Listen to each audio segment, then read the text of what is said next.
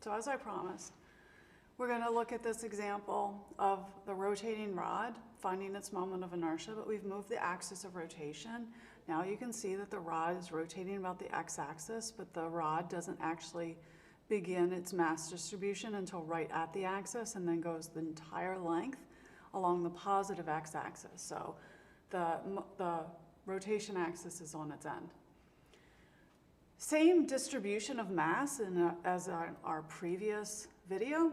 It's just distributed over the length of the rod. So we use lambda as m over L, the entire mass over the entire length.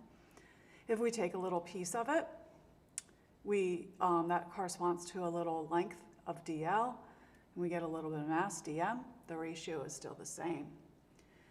As we did before, we noticed that when we do take the little cut of the small element of mass, that also represents a piece of the rod that has a length of dx. So we can rewrite lambda as dm over dx.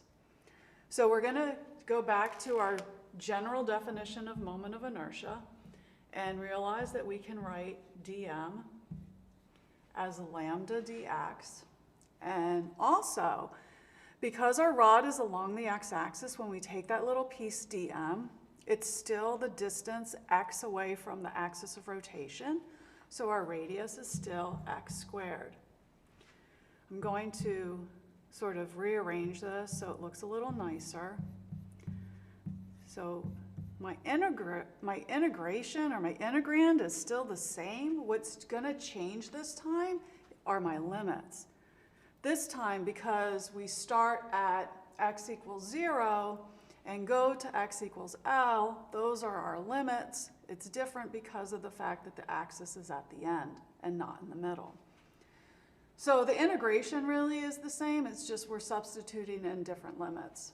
So here I get lambda, and I get x cubed over 3 from that integration, evaluated at 0 and L. And here I get lambda times L cubed over 3 minus 0. Wow, it's a lot easier this time, isn't it? I get lambda L cubed over 3. And again, we feel like when we get to this point, we're really, really close, and it looks very similar to what we've done before. But we have that lambda, never fear. Now we know what to do because we had to do it before. We substitute in for the definition of lambda as the entire mass over the entire length. That'll get rid of one of my length terms, and I then have it in the expected format that the moment of inertia for this rod is 1/3 ml cubed. So this is really as complicated as we might expect you to be able to do is for this type of distribution. There might be a case where the lambda depends on x, but you would just put that dependence into the integral and then go through with the integration.